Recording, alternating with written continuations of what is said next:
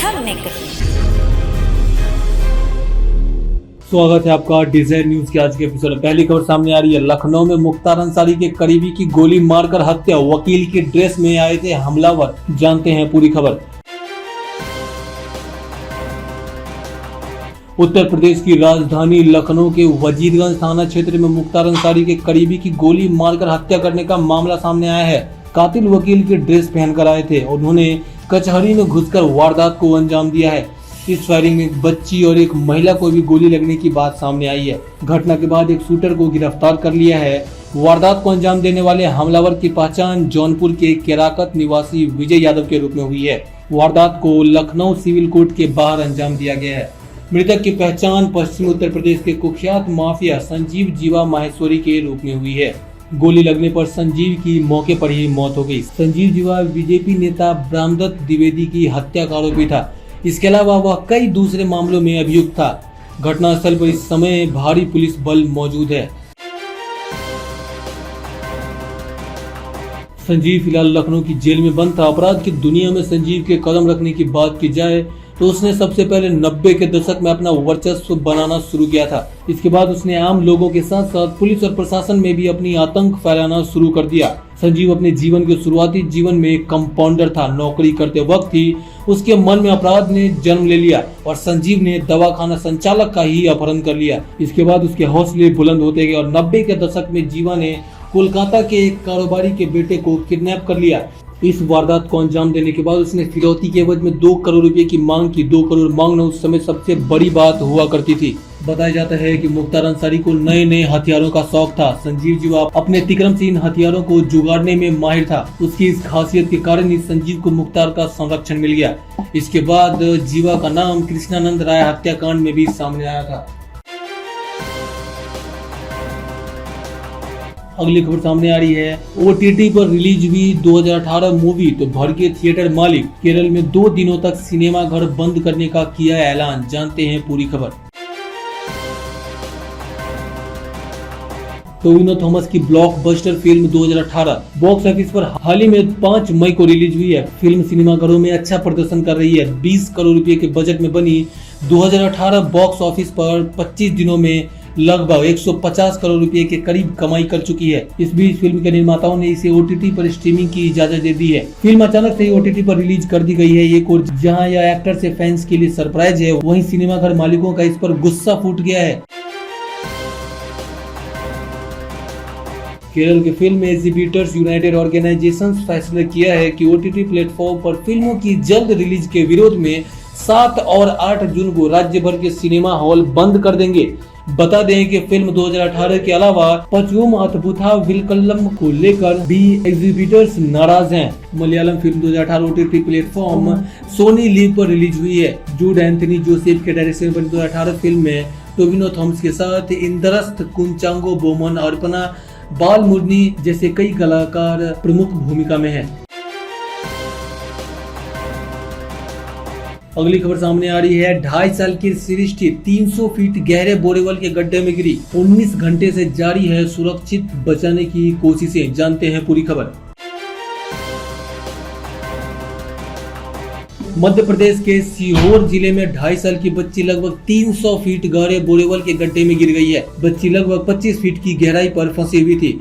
उसे सुरक्षित निकालने के लिए JCB और पोकलेन मशीन की मदद से खुदाई की जा रही है। ताजा जानकारी के अनुसार बच्ची अब और नीचे चली गई है और 50 फीट की गहराई में पहुंच गई है। बच्ची को निकालने के लिए करीब 18 घंटे से रेस्क्यू अभियान जारी है।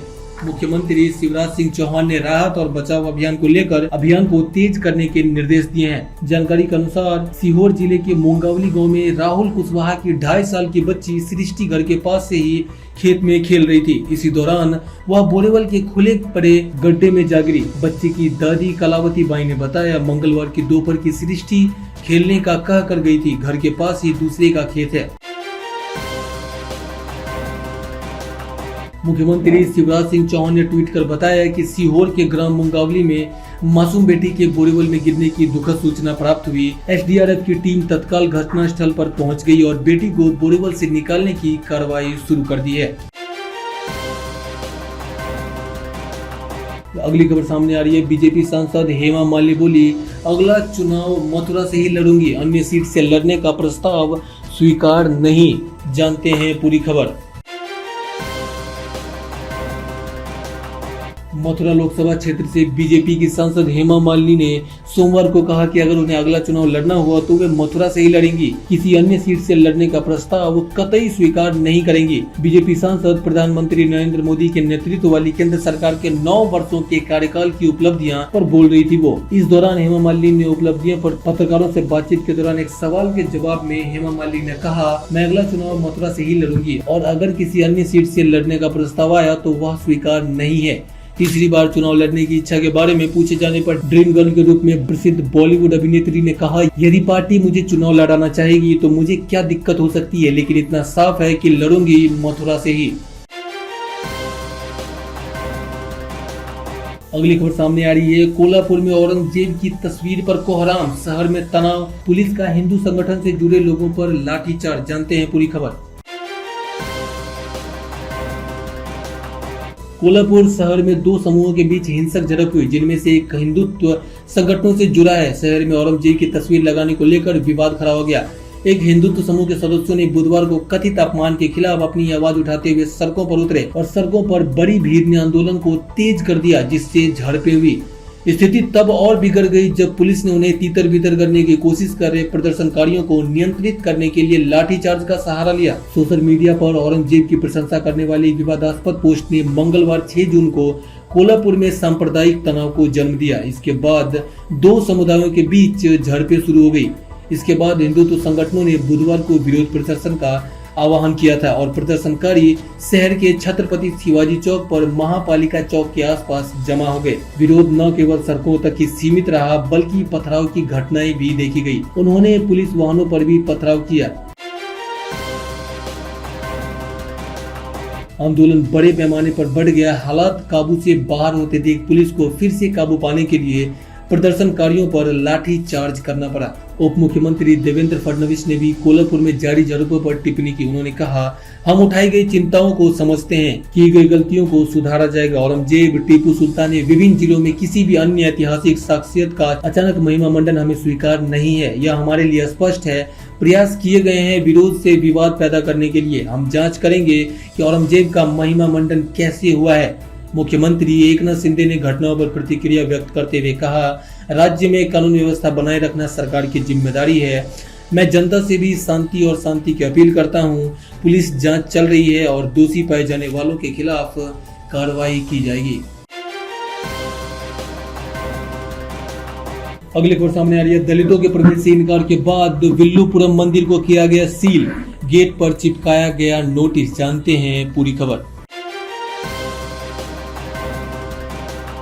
विल्लुपुरम जिले के एक मंदिर में अनुसूचित जाति के सदस्यों के प्रवेश को लेकर बीते कुछ समय से मामला काफी गर्म हो गया है। मामले की गंभीरता को देखते हुए विल्लुपुरम जिला रेवेन्यू कमिश्नर रविचंद्रन ने प्रमुख जाति के सदस्यों और दलितों के बीच मंदिर में प्रवेश के मुद्दे पर मेलपाती गांव में धर्मराज द्रौपदी अम्मन मंदिर को सील करने का आदेश दिया है। आदेश देते हुए मंदिर के गेट पर एक नोटिस भी चिपकाया गया है। मंदिर के गेट पर चिपकाए गए एक ऑफिशियल नोटिस में लिखा है, गाँव में 2 वर्गों के बीच अत्यधिक पूजा करने की समस्या के कारण असाधारण स्थिति बनी हुई है। इससे कानून व्यवस्था के मुद्दों की संभावना बनती है।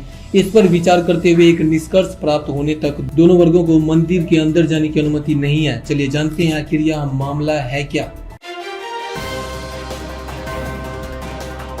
मंदिर में प्रवेश को लेकर यह मुद्दा अप्रैल के महीने से ही मेलपाती गांव में तूल पकड़ रहा है। इसकी शुरुआत उस समय हुई जब कुछ प्रमुख जाति के लोगों ने कथित तौर पर द्रविड़ समुदाय के कुछ सदस्यों को धर्मराज द्रौपदी अम्मन मंदिर में प्रवेश करने से रोकने के लिए आत्मदाह करने का प्रयास किया था। इसी मामले में अनुसूचित जाति समुदाय के सदस्यों द्वारा लगातार विरोध के बाद मामला दर्ज किया गया था।